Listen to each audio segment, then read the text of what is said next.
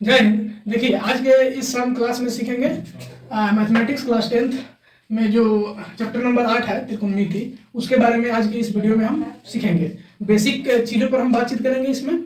तो आइए शुरू से शुरू करते हैं। तो सबसे पहले हमारा शीर्षक का नाम है त्रिकोणमिति। तो इसी को कहते हैं इंग्लिश में ट्रिग्नोमेट्री, ठीक है ना, जो मेनली रूप से 3 शब्दों से मिलकर बना है। त्रि प्लस कोण प्लस मिति, इंग्लिश में ट्री, ट्राई, गोन प्लस मेट्रॉन। ये तीनों शब्द ग्रीक के वर्ड हैं, जिसका अर्थ होता है त्रि अर्थात 3, कोण अर्थात एंगल, और मिति, मिति मतलब मेजरमेंट, मापना।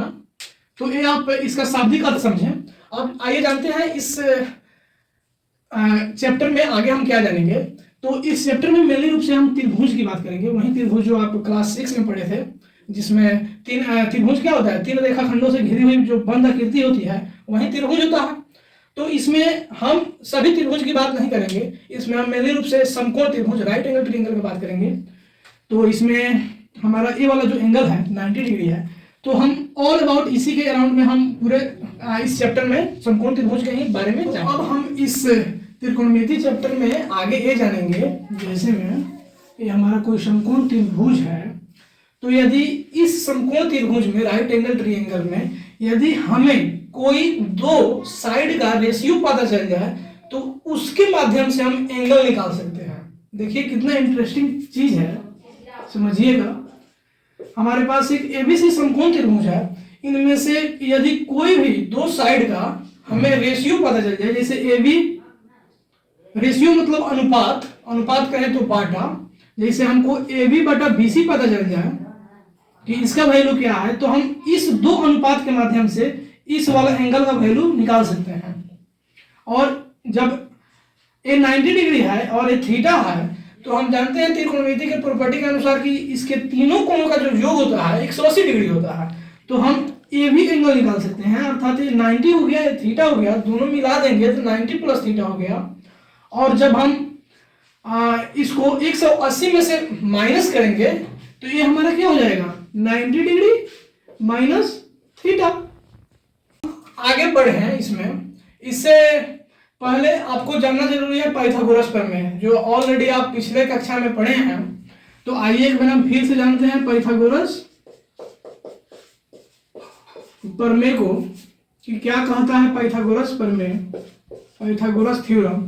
तो ये कहता है कि यदि कोई समकोण त्रिभुज है, मान लीजिए ये वाला कोई समकोण त्रिभुज है, तो इसमें जो समकोण वाला एंगल है उसके जो सामने की जो साइड होगी, यदि इसका स्क्वायर कर दिया जाए, ठीक है ना, किसी समकोण त्रिभुज में जो समकोण बनाने वाली एंगल है उसके सामने की भुजा को यदि हम स्क्वायर कर दें, मान लेते हैं यदि यह x है, ये वाला पहले हम इसका नाम दे देते हैं ए बी सी, एक त्रिभुज है, इसका जो a से c तक जो भुजा है वह x है, a से b तक जो भुजा है वह मान लेते हैं y है, और b से c तक जो भुजा है इसका मान लेते हैं वैल्यू z है। तो हमारा पाइथागोरस प्रमेय एक ही लाइन में बताता है कि जो यदि जो a से c तक जो भुजा है, यदि इसके स्क्वायर कर दे x स्क्वायर, तो यह बराबर होगा इन दोनों भुजाओं के स्क्वायर करके जोड़े तब, अर्थात a से b अर्थात y को स्क्वायर करें और b से c z को स्क्वायर करें। अर्थात किसी राइट एंगल ट्रायंगल में, समकोण त्रिभुज में जो समकोण बनाने वाली एंगल है उसके सामने की जो भुजा है, यदि हम उसका स्क्वायर कर दें तो वो बराबर होगी अन्य दो भुजाओं के स्क्वायर के। यहां तक आप समझ गए। अब जानेंगे कि हमारे पास कोई एक समकोण त्रिभुज ए बी सी, हम इसको कैसे पढ़ेंगे। हमेशा जो समकोण वाला एंगल होता है उसको बीच में रखते हैं। जैसे में इसको हम क्या पढ़ेंगे, लिखेंगे, ये त्रिभुज का सिंबल है A B C, A B C, ये त्रिभुज एबीसी है। अब इसमें देखिए समकोण त्रिभुज में प्रत्येक साइड अर्थात प्रत्येक भुजा का अपना एक अलग अलग नाम है, उस नाम को जानना जरूरी है। अब जानिए सबसे आसान तरीका क्या है कि इसमें समकोण को पहचानना, 90 डिग्री एंगल को पहचानना। तो हम शुरू से ही पढ़ते हैं एल जैसी आकृति को 90 डिग्री कहते हैं। तो देखिए ये एल जैसा दिख रहा है, या आप इसको चांद की सहायता से माप भी सकते हैं, ये 90 डिग्री है। तो 90 डिग्री के सामने वाला जो भुजा होता है, इसके सामने ये वाला भुजा, इसको हम कहते हैं कर्ण। इंग्लिश बोले तो इसको कहते हैं हाइपोटेनियस। ठीक है, इसको क्या बोलते हैं, कर्ण। अब हमारा दो भुजा बच गया, ए से बी और बी से सी। हमारे पास दो साइड बच गए, ए से बी और बी से सी। इन दोनों का नाम हम एंगल के अनुसार करेंगे। ये जो ए बी है कभी परपेंडिकुलर हो जाएगा तो कभी बेस हो जाएगा, तो ये डिपेंड करता है कि आपका एंगल कहाँ पे है।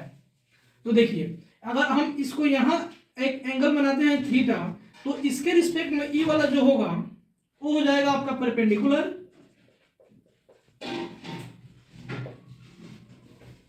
परपेंडिकुलर को ही लंब कहते हैं। और ये जो थीटा जो बी से सी भुजा है इसको बोलेंगे आधार। आधार कहें तो बेस।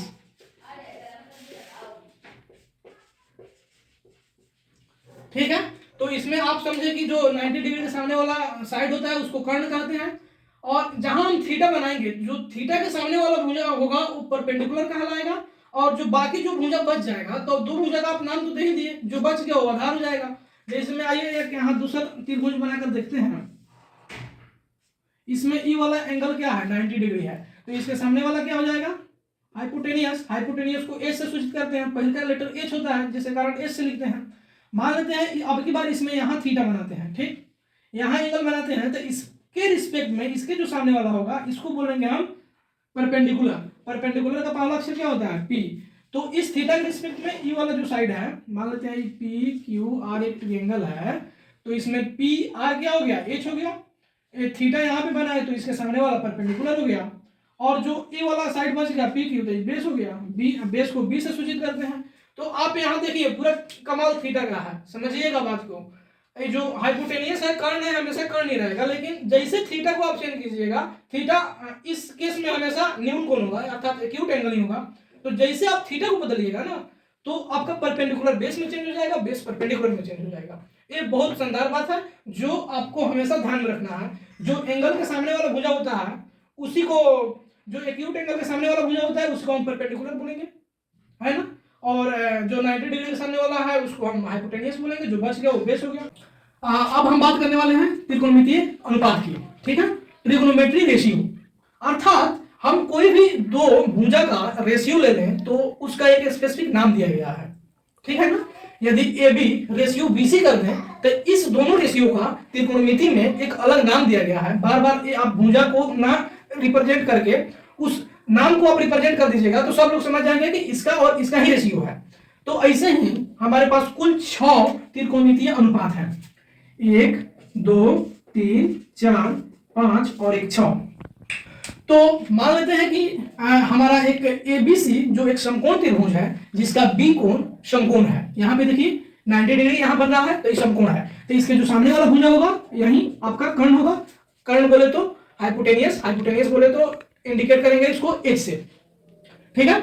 और मान लेते हैं हमारा यहाँ पे एक एंगल है थीटा, तो इसके रिस्पेक्ट में ये वाला जो भुजा होगा यह परपेंडिकुलर होगा, और जो ये वाला बच गया एंगल, ये जो एंगल सॉरी ये भुजा जो बच गया बीसी, ये हमारा क्या हो जाएगा, बेस हो जाएगा, आधार हो जाएगा। तो आइए जानते हैं इस P और इस B, P और B रेशियो को क्या कहते हैं। तो P और B रेशियो को हम टेंजेंट कहते हैं। P और B रेशियो को टेंजेंट कहते हैं, शॉर्ट में इसे टेन कहा जाता है। यहाँ पे लिखा हुआ है टेंजेंट। टेंजेंट बोले तो इसको शॉर्ट फॉर्म में टेन लिखते हैं। टेन एक्चुअली है कुछ भी नहीं, ये दो साइड का जो मेजरमेंट है उसका रेशियो है, ठीक है। तो यदि कुल टोटल 6 हमारे पास रेशियो है, sine, cosine, tangent, cosecant, second and cotangent. Sine को ही शॉर्ट फॉर्म में हम SIN लिखते हैं, कोसाइन को हम COS कॉस लिखते हैं, टेंजेंट को TAN। यहाँ आप ध्यान दीजिएगा कि टेंजेंट को हम कैपिटल लेटर से नहीं लिखते हैं, जो हमारा पहला लेटर T है वो स्मॉल होगा। कोसेकेंट कोसेक, सेकेंड सेक और कोटेंजेंट कॉट। तो इस साइन का अकेले कोई सिग्निफिकेंस नहीं है जब तक इसके आगे हम कोई एंगल ना लगाएं। अर्थात यहाँ पे हमारा एंगल क्या है, थीटा, तो इसके आगे हमको लिखना पड़ेगा साइन थीटा। अब यहाँ पे आप गलत मत समझिएगा कि साइन थीटा का मतलब साइन गुना थीटा है, इसका कई मतलब ये नहीं हुआ कि साइन गुना थीटा है, ये बात गलत है। ध्यान दीजिएगा यहाँ पे साइन गुना थीटा कुछ होता ही नहीं है, क्योंकि ये थीटा कोई वैल्यू नहीं है, आपका कोण का मेजरमेंट है, एंगल है, समझिएगा बात को। तो यहाँ पे साइन थीटा क्या है, इसमें आप ये गलत मत पालिएगा मन में कि इसमें गुणनफल किया गया है, अर्थात दोनों को गुणा किया गया है। ये साइन है, साइन रेशियो बताता है थीटा के रिस्पेक्ट में। तो साइन थीटा क्या होता है, ये पी है और एच है, तो इन दोनों का अगर हम रेशियो ले लें तो यही हमारा होता है साइन थीटा, पी बटा एच। कॉस, ये भी कॉस अकेले का कोई मतलब नहीं है, और थीटा लगा दिया इसका मतलब गुना नहीं किए हैं, कॉस रेशियो है जो थीटा के रिस्पेक्ट में हम बता रहे हैं, तो यहाँ पे कॉस थीटा हो जाएगा। अब यह क्या होता है कॉस थीटा, बी बटा एच, बी बटा एच। टेंजेंट अर्थात tan, तो इसका tan का अकेले कोई मतलब नहीं है, तो इसमें भी हम थीटा लगाएंगे, अर्थात tan जो रेशियो है थीटा के रिस्पेक्ट में, तो हमारा होता है p बटा b। और आपके मन में एक सवाल आ रहा होगा कि हम p बटा h को साइन ही क्यों बोल रहे हैं, है ना, b बटा h को हम cos ही क्यों बोल रहे हैं, तो इसमें हम आप कुछ नहीं कर सकते हैं। जो पहले के गणितज्ञ थे वो मान के चले कि जो p और h का अनुपात होगा उसको हम साइन ही बोलेंगे, और ये सभी लोग मानते हैं। ठीक है, जैसे आपका नाम जे कुछ भी हो, तो आपके माता पिता आपका नाम रख दिए, तो आप उसे मानकर चलते हैं कि मेरा ही नाम है। वैसे ही इन दोनों जो साइड का रेशियो है पी और एच का, ए बी और बीसी का जो रेशियो है, इसका नाम साइन दे दिया गया थीटा के रिस्पेक्ट में। तो आप समझ गए। अब देखिए साइन का ही उल्टा होता है विपरीत, इनवर्स, ई कोसेक। साइन का उल्टा क्या होता है कोसेक। तो यदि पी ऊपर है मतलब पी अंश में है और एच हर में है, मतलब तो यदि उसको हम उलट दें अर्थात कोसेक थीटा के रिस्पेक्ट में, तो एच चल जाएगा ऊपर, पी आ जाएगा नीचे।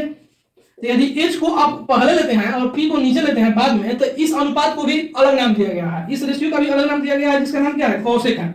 उसी तरह सेक थीटा भी है। तो आप कॉस के उल्टा होता है सेक, तो इसको उलट दीजिए, माने हमें एच नीचे था तो अब एच ऊपर जाएगा, में बी ऊपर था तो बी नीचे आएगा, तो ये क्या हो जाएगा एच बटा बी। और उसी तरह कॉट थीटा जो होता है tan थीटा के इनवर्स होता है, तो कॉट थीटा क्या हो जाएगा, यदि tan थीटा आपको p बटा b है तो कॉट थीटा b बटा p हो जाएगा। इसमें आपको इनिशियली इन सभी बातों को याद करना पड़ेगा कि साइन किस किस साइड के रेशियो को बोला जा रहा है, कोसेक किसको बोला जा रहा है, tan किसको बोला जा रहा है। जब तक आप इसको याद नहीं कीजिएगा तब तक आप इसमें क्या कहते हैं फ्लुएंसली से आप इसका प्रश्न सोल्व नहीं कर पाइएगा, और ये आपको याद करना ही पड़ेगा। इसके कुछ ट्रिक भी हैं, जैसे मैं पंडित बद्री प्रसाद हरि बोल, आप इसको सीक्वेंस याद रखिए, जैसे साइन है कोस है और ये tan है, साइन कोस tan हो गया, तो ये पहले वाले को आप साइन बोलिए, है ना, साइन थीटा, इसको आप बोल सकते हैं कोस थीटा, और इसको आप बोल सकते हैं tan थीटा, और इसमें आप बीच में रेशियो डाल सकते हैं। इसको याद करने के लिए देखिए पंडित बद्री प्रसाद, पंडित में पी ले लिए हैं, बद्री में बी ले लिए हैं, प्रसाद में पी ले लिए हैं, हरि बोल, हरि के एच ले लिए हैं, इधर भी एच इधर भी बोल का बी ले लिए हैं। तो ये ट्रिक है, कोई किताब में आपको लिखा हुआ नहीं मिलेगा, लेकिन याद करने का शॉर्ट फॉर्म है, जो आप कभी भूल जाइएगा तो अपने आप में बोलिएगा तो याद आ जाएगी, पहले वाला का रेशियो ये है, दूसरे वाला का ये है। अब हम जानेंगे इस पर आधारित कुछ प्रश्न जो आपके एक्सरसाइज में कराया गया।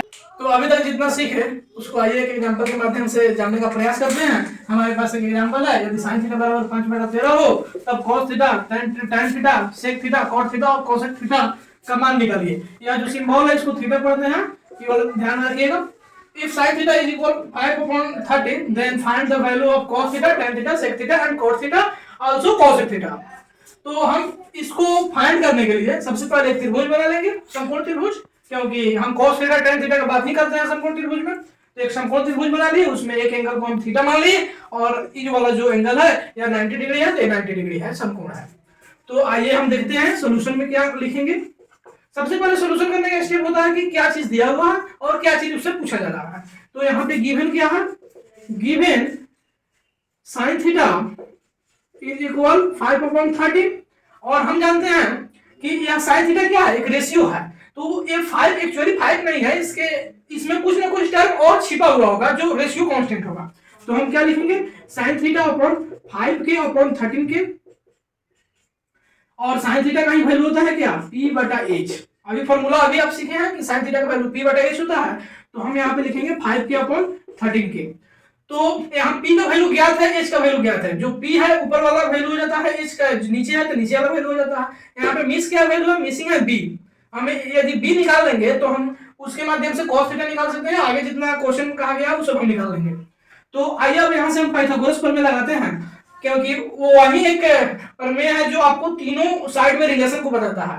अर्थात ये कोई ट्रायंगल है जो समकोण है, तो उसमें एक रिलेशन को एस्टेब्लिश करता है। तो हमारे पास दो साइड का वैल्यू पता है और किसका निकालना है, तो हम पाइथागोरस प्रमेय के माध्यम से निकाल सकते हैं।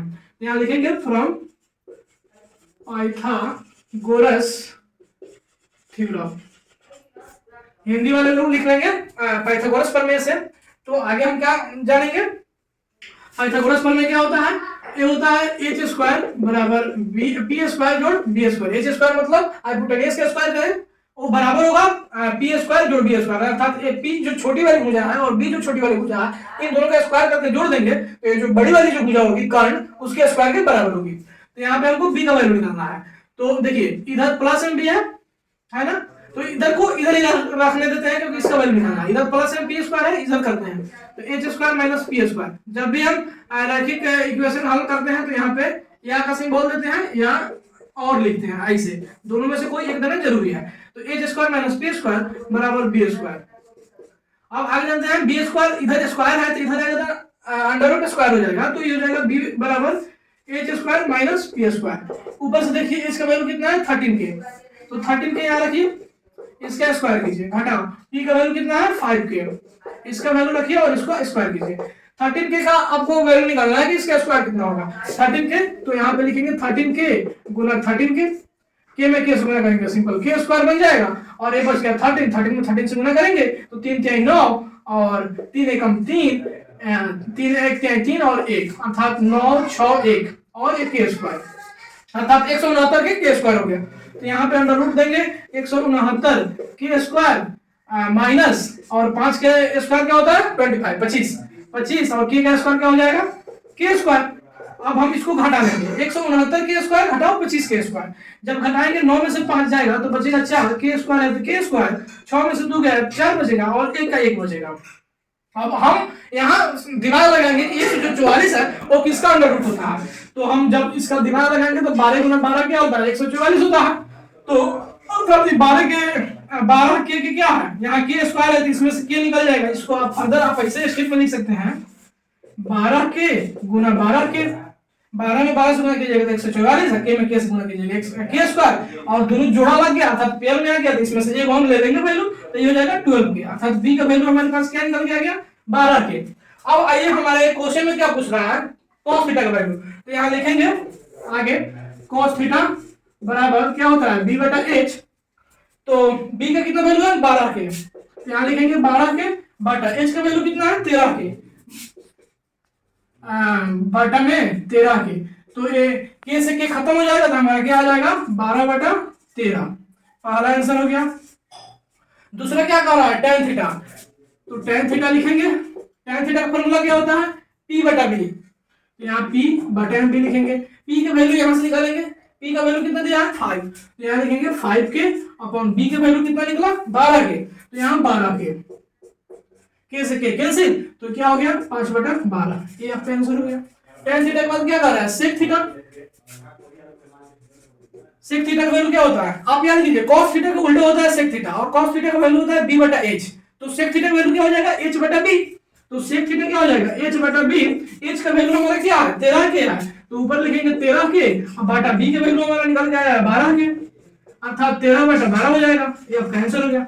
उसके बाद sec थीटा के बाद cot थीटा, तो cot थीटा बराबर क्या होता है b बटा p अर्थात tan थीटा का उल्टा होता है cot थीटा, तो p बटा b ही है तो ये हो जाएगा b बटा p। यहाँ पे b का वैल्यू देखिए b का वैल्यू 12 के है और p का वैल्यू कितना है 5 के है, तो यहाँ कितना हो जाएगा 12 के बटा 5 के, ये आपका वैल्यू क्या आ जाएगा 12 बटा 5 आंसर हो जाएगा। cot थीटा के बाद हमको निकालना है cosec थीटा, यहाँ लिखते हैं cosec थीटा क्या होगा, cosec थीटा जो होगा ना यह क्या होता है sin थीटा का उल्टा होता है cosec थीटा, तो sin थीटा का उल्टा होता है cosec थीटा अर्थात sin थीटा होता था p बटा h है ना, तो cosec थीटा क्या हो जाएगा h बटा p।